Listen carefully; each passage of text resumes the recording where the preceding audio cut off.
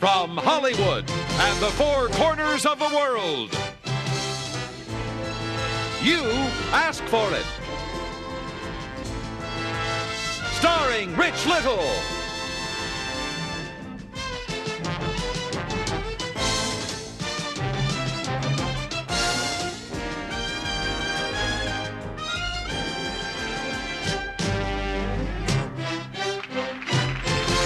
Here's the star of You Ask For It, Rich Little.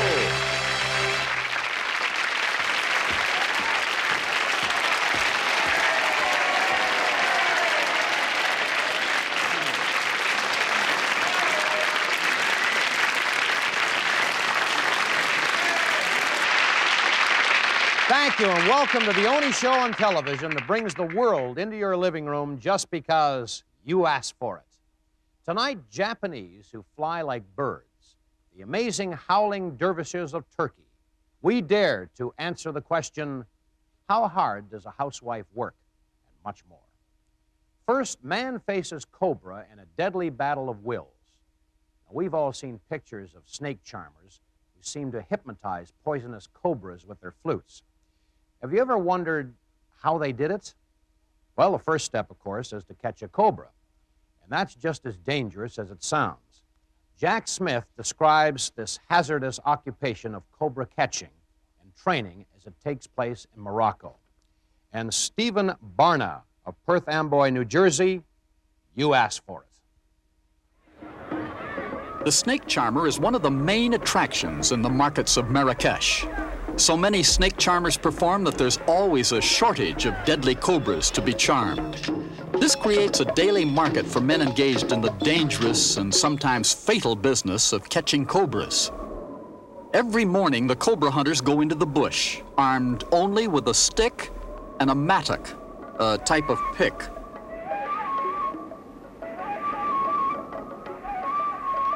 The cobra always leaves a track, and the hunter follows.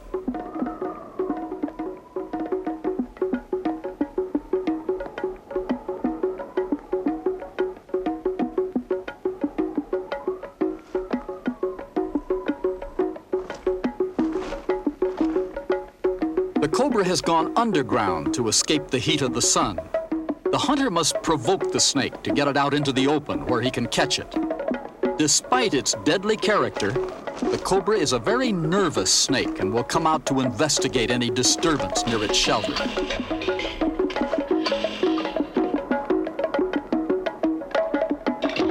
And here it comes.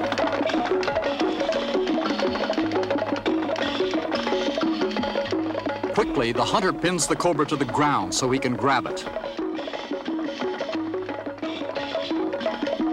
The cobra's deadly venom is injected harmlessly into the stick, and the capture is complete.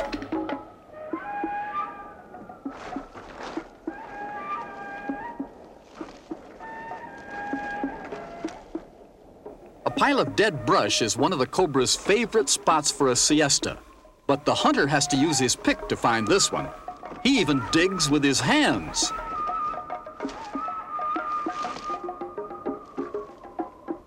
Uh-oh, that was too close, but it was the right place to look.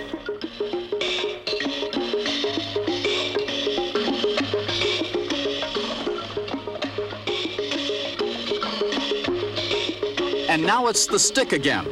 It's actually easy to knock the cobra over with a stick and then pin it down. Once the snake is captured, off it goes to market. In Marrakesh, there are plenty of snake charmers in need of snakes. Each cobra is worth 50 Moroccan francs, small change in American terms, but enough to feed the snake hunter and his family for a day. This sale is very important to both the snake hunter and his customer, a snake charmer, who will make his money from entertaining tourists. Nearly all snake charmers use a flute or similar musical instrument. The charmer must first train the snake to be sure that it will act like a proper cobra, raising its head and spreading its hood. Otherwise, the tourists would not be impressed.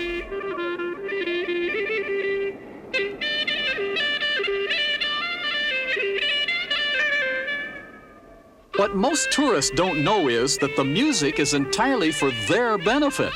The snake can't hear it. The cobra is stone deaf.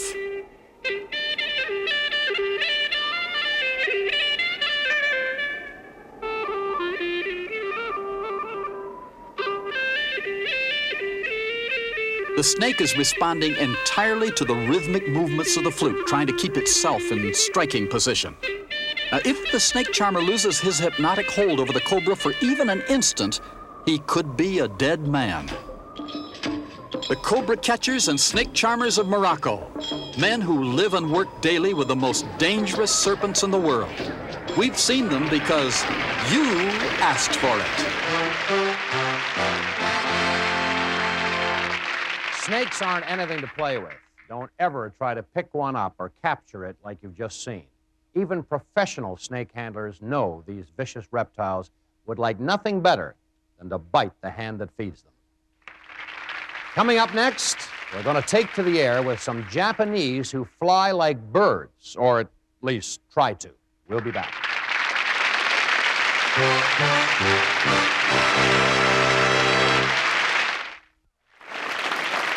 And now back to Rich Little. We've all dreamed of flapping our arms and flying like birds, but the Japanese have soared beyond dreaming about it. Once a year, the most daring flyers in Japan flock together to defy gravity and try to outglide one another. Now, at times, though, these birds tend to look like dead ducks. Well, Tony Thomas shows you what we mean right now, because Nancy Torres of Bridgeport, Connecticut, you asked for it. Some people just can't help going off the deep end. But for the birdmen of Lake Biwako, that's why they're here.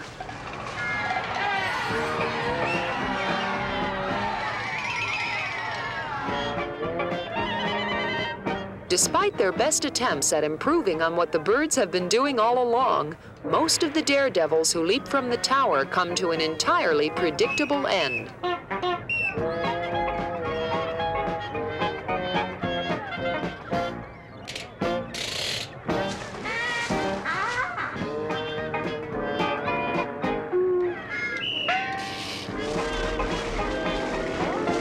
There are those moments, rare enough, when there comes a brave new birdman who turns the predictable plunge into a long, graceful glide. And once again, everything seems possible. Just because you crash doesn't mean you lose. Design, fantasy, humor, all are rewarded. The more absurd the bird, the more splendid the splash.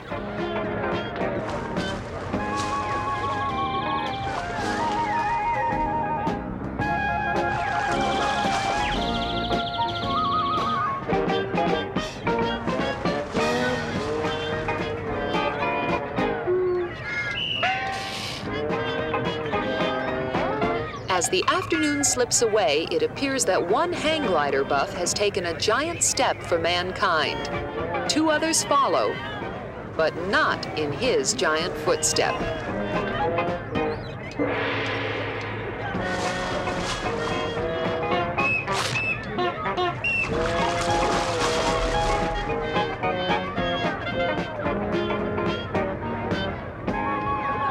At last, the long-distance champ. He keeps his feet dry for a respectable 11 seconds. Let's hear it for him, Nancy Torres, because you asked for it.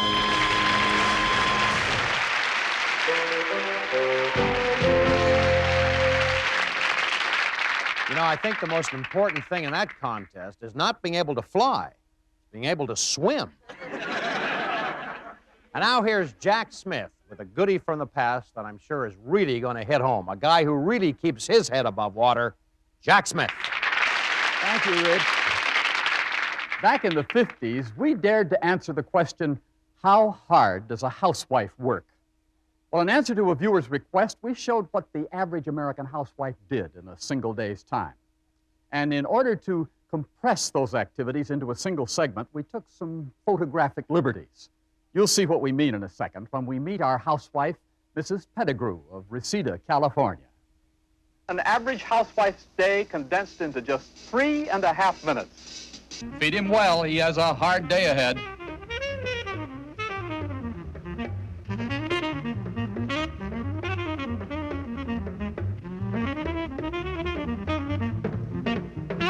Now for the thundering herd.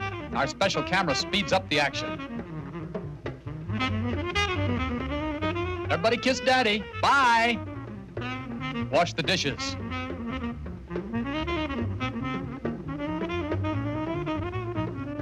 Make the bed.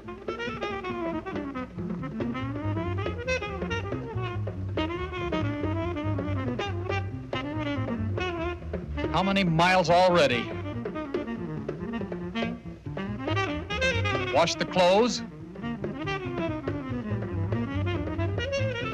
Wipe up the kitchen floor. Uh-oh. Wipe it again. Answer the phone. Well, now for a nice, quiet cup of coffee. Check the shopping list. Bye, Mom. Bye, Mom. Let the dog out. Off to market.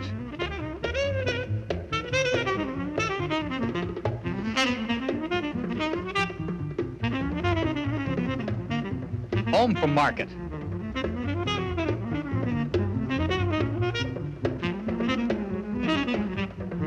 Put the groceries away. A lot of help here. Now the nursery. Well, time for lunch.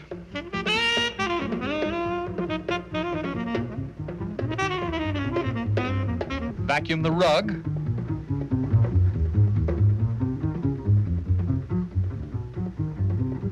There now, living room spick and span. Well, anyhow it was. Time for the afternoon nap. For the kids, that is. Nap, did we say? Start the dinner.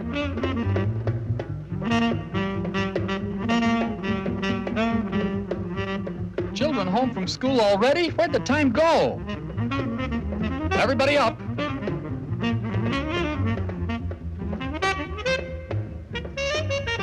Hubby will be home soon, so a few seconds at the mirror and a fresh dress. Throw Papa from the sink a kiss. Well, soup's on. Keep it coming.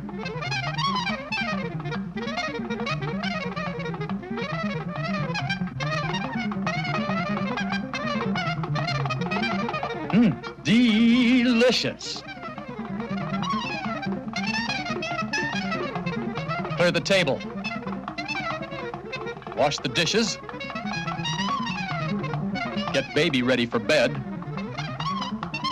Kiss the other children good night.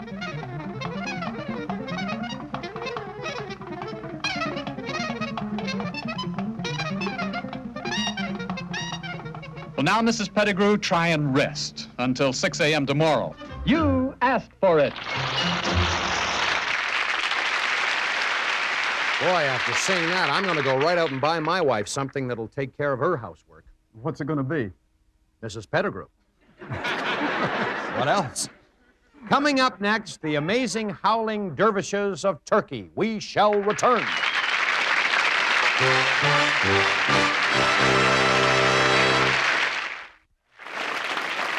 And now back to Rich Little. This is Kurt Douglas. Now, our cameras will go from the depth of the Grand Canyon or to the depth of my dimple and answer your requests. So challenge us. Write to us. You asked for it. P.O. Box 1980, Hollywood, California, 90028.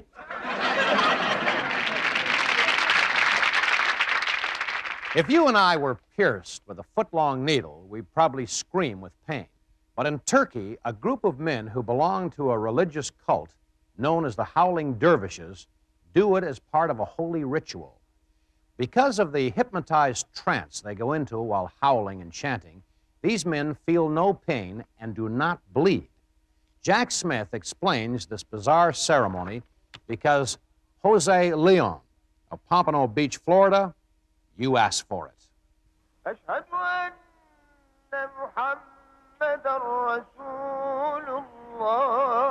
In Koyat, Turkey, there exists an Islamic order 900 years old known as the Howling Dervishes.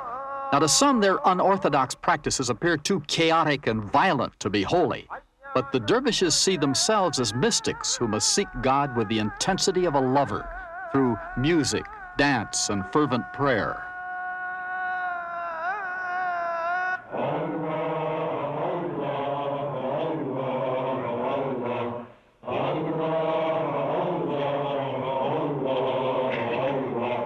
Few Westerners have ever viewed the sacred ceremonies of the dervishes.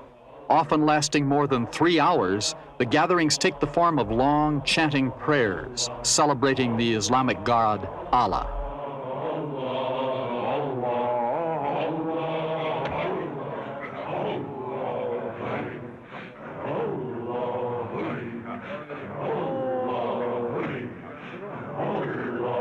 Even the act of breathing is focused on the thought of God, so that ultimately the dervish can surrender himself totally and attain a oneness with Allah.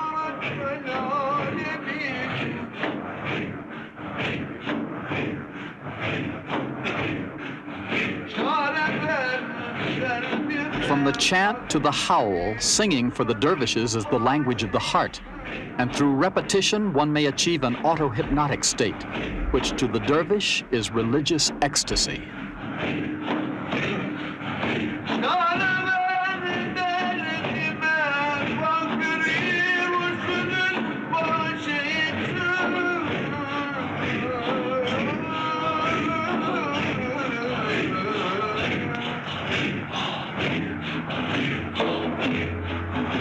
In order to demonstrate that the spirit is not a slave to the body, dervishes will inflict great pain upon themselves as part of their ceremony.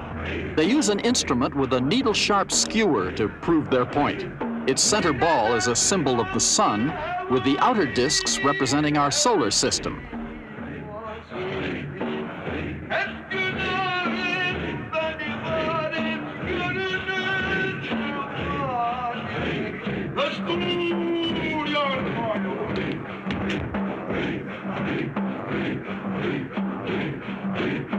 Piercing their skin in the name of devotion, these dervishes will insert the long needle into their neck, stomach, cheeks, and tongue.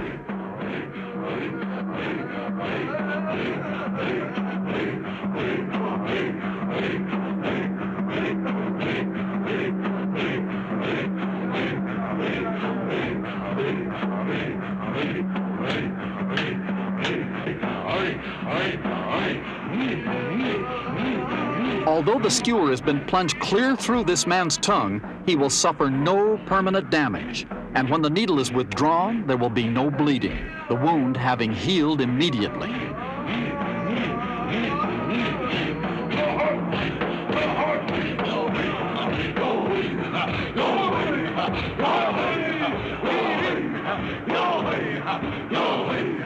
Howling to the heavens, the dervishes continue their prayers. Let God lift you to ecstasy, the one God, Allah.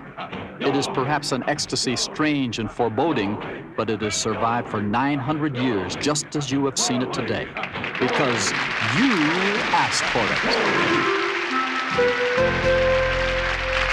The dervishes are serious men who do what they do as a form of religious worship.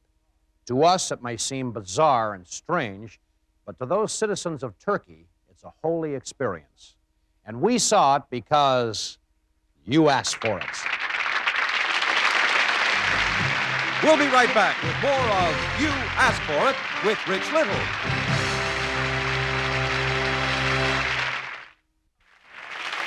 And now back to Rich Little.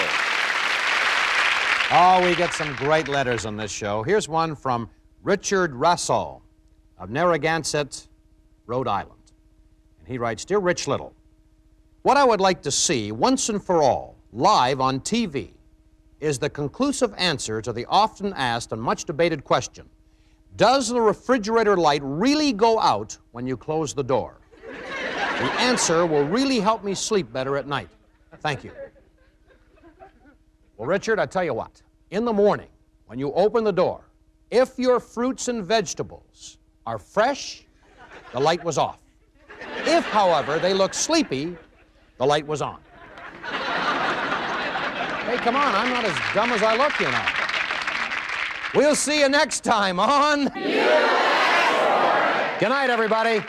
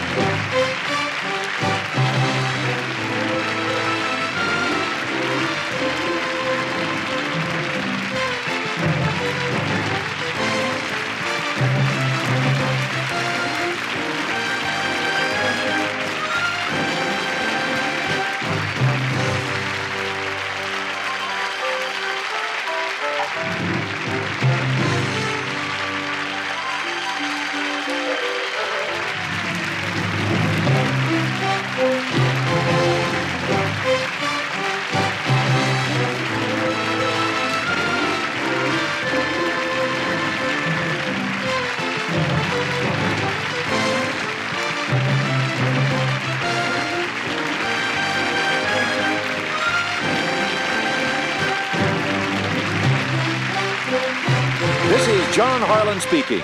You Asked For It is a Sandy Frank production.